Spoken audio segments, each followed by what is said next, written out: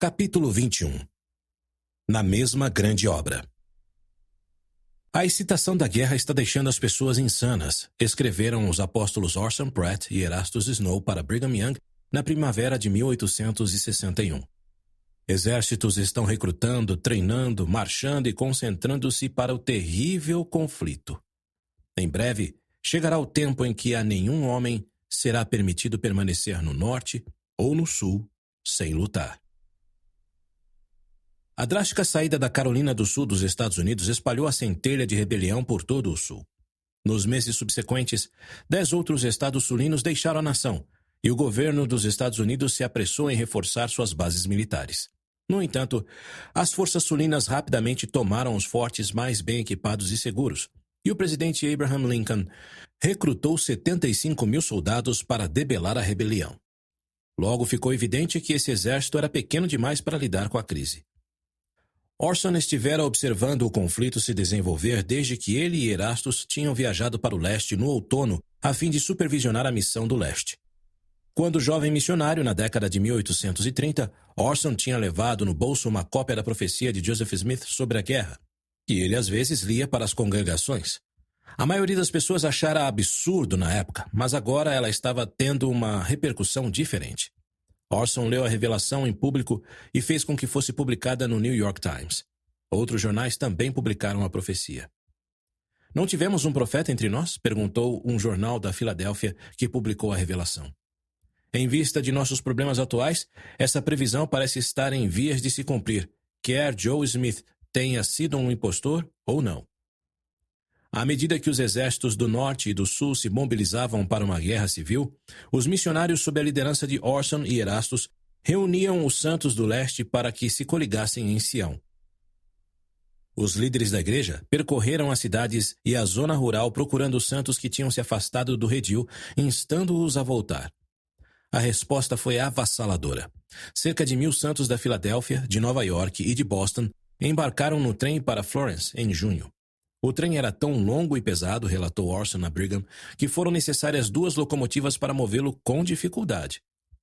500 membros da Igreja dos Estados do Centro-Oeste também partiram para o Oeste a pé ou de trem. Mas a grande imigração não se limitava aos americanos. Grandes grupos de santos chegaram ao Oeste após atravessarem o Oceano Atlântico na primavera de 1861. Um ano antes, a primeira presidência havia chamado George Buchanan para que, com Amasa Lyman e Charles Rich, presidissem a missão britânica e orientassem a emigração. Nessa estação, eles enviaram 2.000 santos da Europa e da África do Sul para Sião.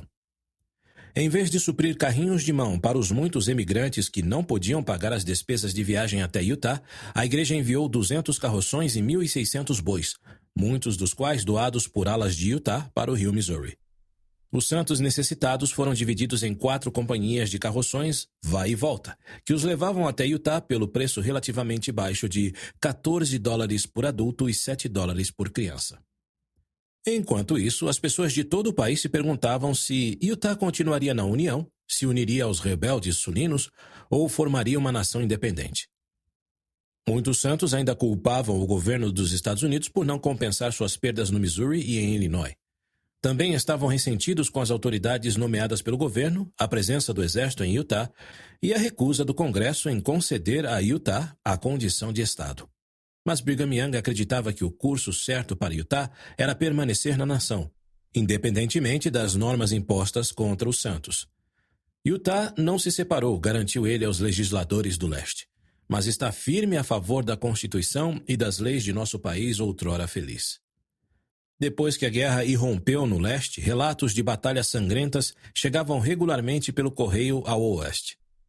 As sombrias notícias falavam de centenas ou às vezes milhares de mortes. Algumas pessoas da igreja acreditavam que Deus estava punindo os Estados Unidos por causa do modo como o país tratara os santos. Uns poucos santos foram ao leste para participar da guerra, mas a maioria dos membros da igreja ficou feliz em ficar em Utah e edificar Sião. Naquele verão, Brigham Young propôs que fossem descobertos os alicerces do templo que tinham sido enterrados desde a mudança para o sul, e se iniciasse a construção das paredes do templo. Também anunciou um plano já em andamento de construir um grande teatro a poucos quarteirões do local do templo.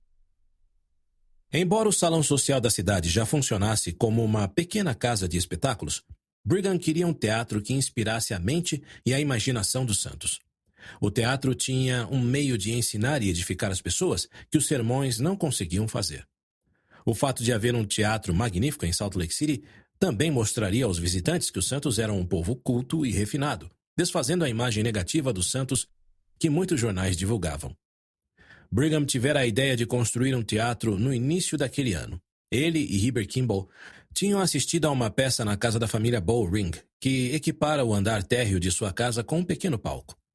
Henry e Marian Bowring eram membros da Mechanics Dramatic Association, uma companhia teatral formada principalmente por santos britânicos, incluindo alguns pioneiros dos carrinhos de mão. A própria Marian tinha ido para o oeste com a filha, Emily, na companhia de carrinhos de mão Martin.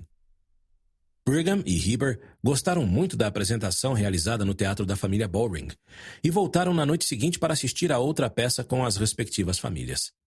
Logo, Brigham propôs a união da Mechanics Dramatic Association com outra companhia teatral, a Deseret Dramatic Association, e a construção de um teatro maior para que mais santos pudessem desfrutar o melhor entretenimento do território. Embora Brigham acreditasse no valor do trabalho, também incentivava os santos a descansar e a desfrutar a vida. As pessoas precisam se divertir, declarou ele. Ele acreditava que as atividades recreativas e o exercício físico eram importantes tanto para o corpo quanto para a alma. Para financiar a construção do teatro, Brigham alterou o destino dos fundos que iriam para um projeto de construção parado, o Salão de Ciências dos 70.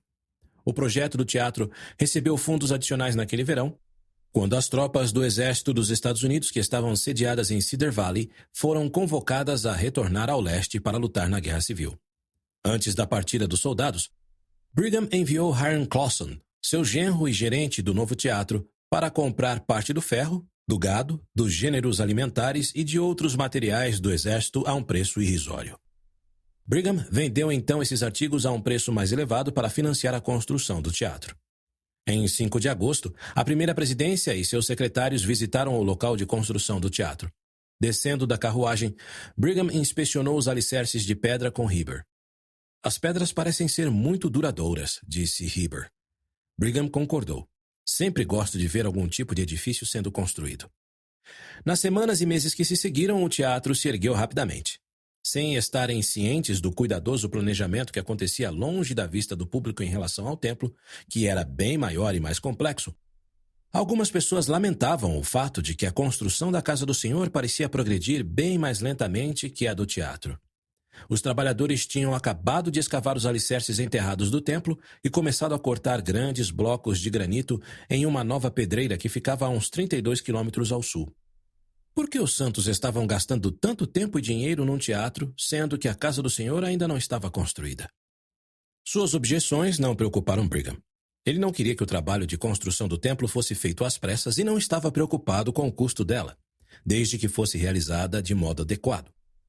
Antes de os alicerces do templo serem enterrados em 1858, os trabalhadores não tinham instalado as pedras de modo adequado, fazendo com que partes do alicerce de arenito começassem a rachar sob o enorme peso do templo. Depois que os alicerces foram escavados, ele fez com que os trabalhadores reparassem as pedras danificadas e substituíssem todas as que não pudessem ser reparadas usando o granito da pedreira. Façam um bom trabalho neste templo, disse ele aos mestres de obras do templo. Ele queria que os trabalhadores levassem o tempo que fosse necessário para fazer do modo certo. Quero ver esse templo construído de modo que ele resista por todo o milênio, declarou ele. Não é o único templo que construiremos. Haverá centenas deles construídos e dedicados ao Senhor. O Teatro de Salt Lake foi inaugurado em 6 de março de 1862, com um serviço dedicatório com oração e discursos de líderes da igreja. Depois disso, a companhia teatral apresentou uma comédia intitulada O Orgulho do Mercado. 2 noites depois, o teatro abriu as portas para o público. Centenas de pessoas, ávidas por uma poltrona, aglomeraram-se do lado de fora do teatro 2 horas antes da apresentação. Quando a cortina subiu, não havia um único lugar vago no teatro. O entusiasmo dos santos com o teatro agradou Brigham. O inferno está bem distante de nós e podemos nunca chegar lá, a menos que mudemos nosso caminho, declarou ele durante as festividades, porque o caminho que estamos buscando agora conduz ao céu e à felicidade. Em 5 de maio, George Buchanan recebeu de Salt Lake City um telegrama que o deixou perplexo. Ele estava no escritório de Liverpool da missão britânica e europeia, onde havia servido como presidente por 1 ano e meio. Una-se ao senador Hooper Washington, dizia o telegrama. 25 de maio. George sentiu um calafrio lhe percorrer o corpo e se agarrou à mesa a seu lado para se firmar. Mal conseguia respirar. Mais uma vez, uma designação de Salt Lake City o pegara de surpresa. E o teor vago daquela designação apenas a tornava ainda mais chocante. Por que precisavam dele em Washington, D.C.? George sabia que a Assembleia Legislativa de Utah havia recentemente redigido outro pedido ao Congresso dos Estados Unidos para que Utah se tornasse Estado. Isso significava que 2 senadores seriam eleitos para ir ao Congresso representar o Estado proposto e tentar obter apoio para o pedido. O telegrama parecia sugerir que William Hooper, o representante anterior no Congresso, fosse um dos senadores. Será que George tinha sido o outro eleito? George tinha gosto para a política, quando o rapaz recebera uma bênção prometendo que um dia ocuparia um cargo de responsabilidade no governo. Mas, por mais que quisesse representar Utah no Congresso, pôs de lado esse desejo para o caso de os líderes da igreja necessitarem dele em Washington por algum outro motivo. Recentemente, Justin Morrill, membro da Câmara dos Deputados dos Estados Unidos, apresentaram uma lei no Congresso que tornaria a bigamia, ou o casamento com mais de um cônjuge ao mesmo tempo, ilegal em todos os territórios dos Estados Unidos. Talvez os santos precisassem que George procurasse obter apoio para seu direito de praticar o casamento plural. Se ela fosse aprovada, a lei de Morrill faria com que George e os outros santos que praticavam aquele princípio se tornassem criminosos. Também limitaria a influência da igreja em Utah, restringindo o valor das propriedades que ela poderia ter. No dia de sua partida, George abençoou sua esposa Elizabeth e sua filha Georgiana, que havia nascido enquanto o casal estava na Inglaterra. Nem Elizabeth nem o bebê estavam em condições de saúde para acompanhá-lo, por isso George as confiou aos cuidados de seus novos amigos na Inglaterra, enquanto ele estivesse longe. Quando chegou aos Estados Unidos, 2 semanas depois, ficou sabendo que realmente tinha sido eleito para servir ao lado de William Hooper no Senado, caso o pedido para que Utah se tornasse Estado fosse aprovado. A designação não lhes concedia uma autoridade oficial, mas eles podiam tentar persuadir os legisladores a votar contra a lei anti-bigamia de Morrill e a favor do pedido de Utah para se tornar um Estado. Em 13 de junho, George e William visitaram o presidente Abraham Lincoln, esperando conquistar seu apoio para seu pedido. George esperava que o presidente parecesse cansado e esgotado após mais de 1 ano de guerra civil, mas Lincoln conversou com eles e fez piadas de modo amigável.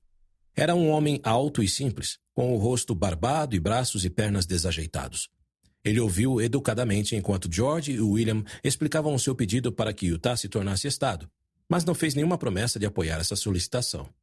George e William saíram da Casa Branca decepcionados.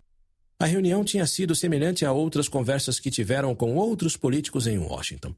A maioria dos legisladores parecia ter a mente aberta em relação à condição de Estado para Utah, porém, eles não estavam dispostos a prometer seu voto. Acreditando que não poderiam apoiar a condição de Estado para Utah após terem votado a favor da lei anti-bigamia, alguns legisladores se recusaram a levar em consideração o pedido até que a Constituição de Utah considerasse o casamento plural ilegal.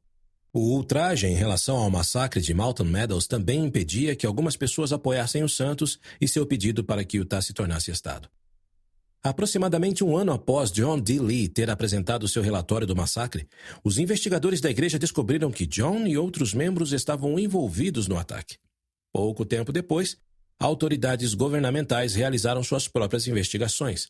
Tentaram fazer com que John D. Lee, Isaac High, John Higbee e outros fossem levados a julgamento, mas não houve quem testemunhasse contra eles. Os investigadores localizaram as 11 meninas e os 6 meninos que sobreviveram ao ataque e os devolveram a parentes ou amigos no verão de 1859.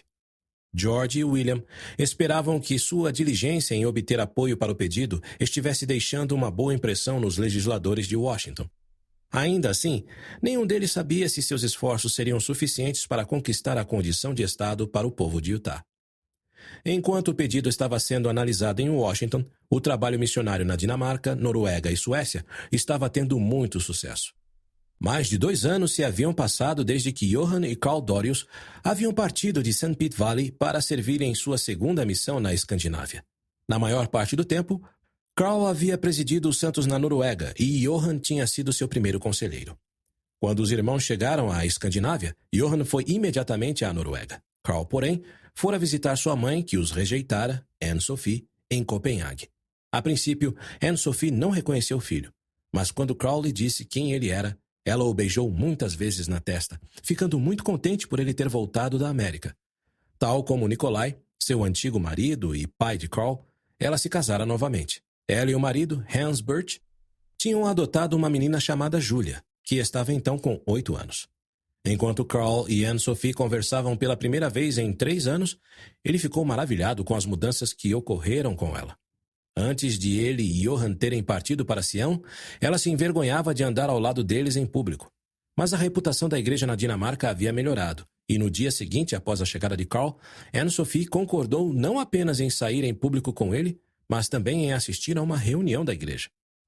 Quando mãe e filho entraram no salão onde os santos se reuniam, encontraram a sala cheia.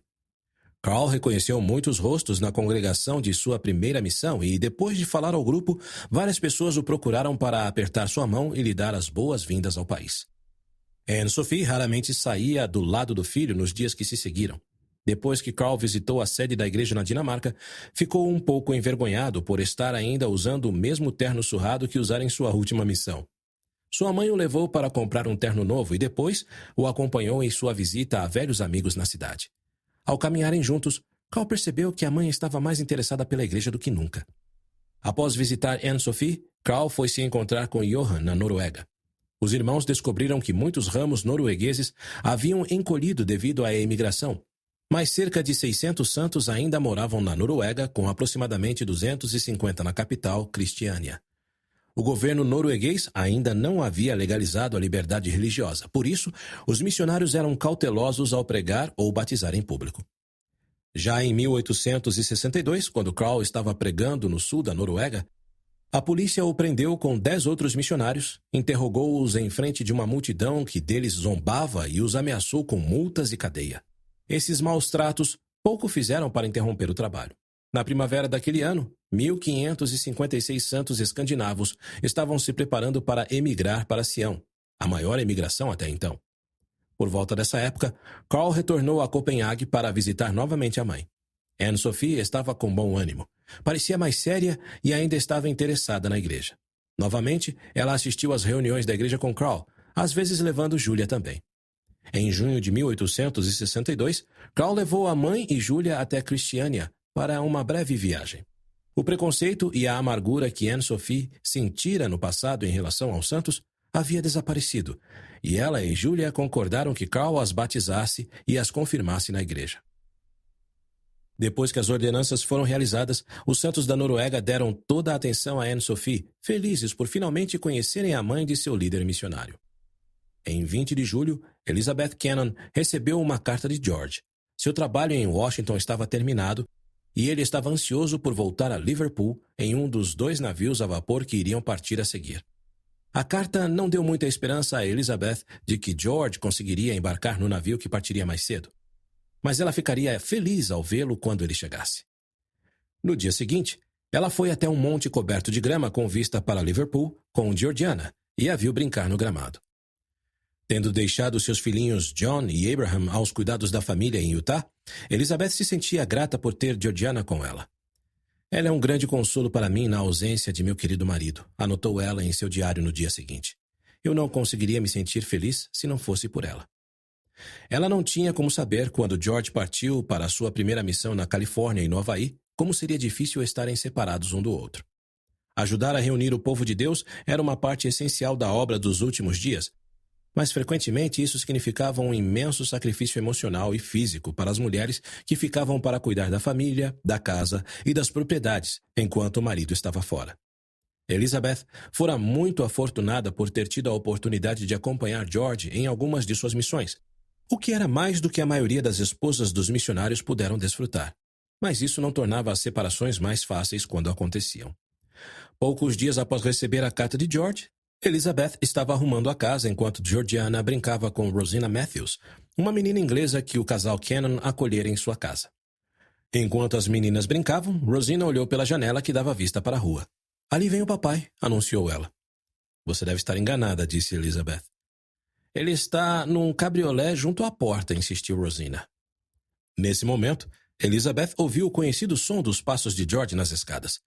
Quando ela ouviu, seu coração disparou de alegria e ela mal conseguia falar. Georgiana correu ao encontro dele e ele a tomou nos braços. Parecia muito bem após sua longa viagem e ficou muito contente de ver que Elizabeth estava mais forte e saudável do que quando ele partira. Naquela tarde, a família foi dar uma caminhada. Todos desfrutamos muito o tempo que passamos juntos após uma separação tão longa, escreveu Elizabeth em seu diário. Nosso lar voltou a ser feliz. Apesar dos melhores esforços de George, sua tentativa de obter apoio em Washington não foi bem sucedida. O presidente Lincoln assinou a aprovação da lei anti-bigamia em 8 de julho. Pouco tempo depois, os legisladores informaram a George e William que o Congresso tinha assuntos mais importantes a decidir do que o pedido de Utah para se tornar estado, principalmente porque a Guerra Civil Americana estava se tornando cada vez pior. Agora que George estava de volta à Europa, ele quis fazer uma viagem pela missão com Elizabeth. Partiram de Liverpool em setembro na companhia de John Smith, o patriarca da igreja, que estava passando pela Inglaterra a caminho de uma missão na Escandinávia. Ao longo do caminho, eles pegaram o irmão de John, Joseph F. Smith, e seu primo Samuel Smith, que estivera servindo missões em Londres desde 1860. Outro primo da família Smith, Jesse Smith, era presidente da missão escandinava e havia convidado os primos para visitá-lo assim que John chegasse à Europa. O grupo partiu da Inglaterra em 3 de setembro, passando por Hamburgo, Alemanha, a caminho da Dinamarca. Joseph e Samuel estavam cansados e magros por excesso de trabalho, mas pareciam melhorar a cada dia que se passava. Na Dinamarca, Elizabeth se sentiu pouco à vontade ao viajar por um país cujo idioma ela desconhecia. Quando assistiu a uma conferência na cidade de Aalborg, porém, gostou muito de estar em meio aos santos. George e os outros missionários falaram para a congregação com a ajuda de intérpretes e depois se reuniram no monte com vista para a cidade para conversarem e cantarem. A maioria dos hinos era em inglês e dinamarquês, mas George e Joseph divertiram os santos cantando em havaiano também. A alegria que sentiam como santos irmãos, a despeito das diferenças de idioma e nacionalidade, era um contraste gritante com a discórdia que afligia os Estados Unidos. Passei momentos muito agradáveis. Fiquei muito feliz em estar com as pessoas, escreveu Elizabeth naquele dia em seu diário. Eu não conseguia me fazer entender, mas estávamos na mesma grande obra e partilhávamos do mesmo espírito.